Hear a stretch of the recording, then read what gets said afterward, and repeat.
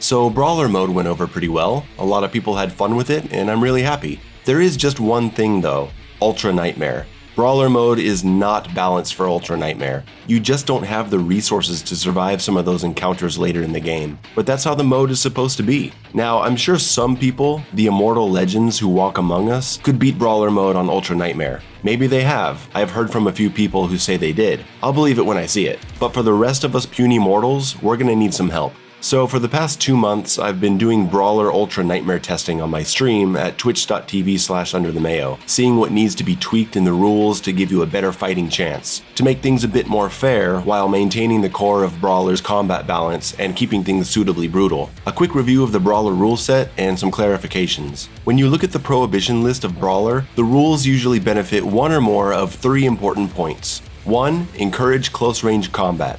2. Make enemies more dangerous. 3. Remove panic options. So things like the prohibition of the lock-on rockets, the Ballista, sticky bombs, and precision bolt are clearly for the benefit of points 1 and 2. It gets rid of those powerful long-range options to encourage close-range combat, and as a result it makes enemies more dangerous. The prohibition of sticky bombs, Ballista, and precision bolt also buff enemies by making it harder to break their weak points, meaning you need to set up grenades or remote detonation falters into blood punch to break weak points, and that's more close-range combat. The prohibition of the heat blast is for point 3, removing easy panic buttons, but also for point 2, because you can't use heat blast to break enemy weak points. After what feels like 100 hours of Brawler Ultranightmare testing, I've decided on just 2 changes to the rules, but they are significant, and fortunately don't break the balance in the context of a no-death run. These changes apply to both regular Brawler and Brawler Mode Plus. If you want a refresher on the Brawler Mode rules, check out my video on it and also the link to the text rules below.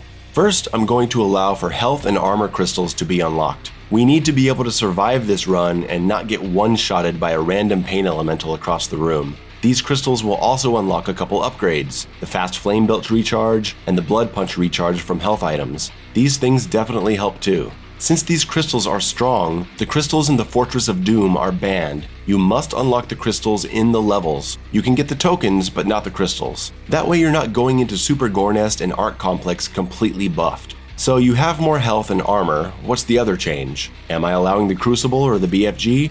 Hell no, but you do get something to manage the arenas better. Frag stock up in the suit token upgrades. It is incredible how much having a second grenade affects combat in Brawler. There's a reason it was banned, but after a while I decided it's necessary for Ultranightmare. It helps with the Marauder and the Slayer Gates and the Gladiator. However, you're not allowed to unlock this until you get to Mars Core. Double Grenade really is that strong. It needs to be held until you reach Mars Core to deal with the Double Baron Room, the Cacodemon Room, and the Slayer Gate.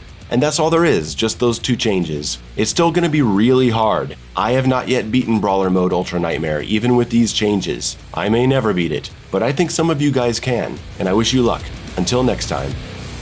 Okay, so I'm punching this in here at the end because I want to link you to a video from an insanely good player named Lightning Break, who has in fact beaten Vanilla Brawler on Ultranightmare, so check out his run. Also, and this is perfect timing, Prota has uploaded a new PC mod that removes the game intro, all the unskippable mini cutscenes, and the entire hub world between levels. You gotta check it out, because it's great for Ultranightmare runs so you don't have to repeat all that stuff.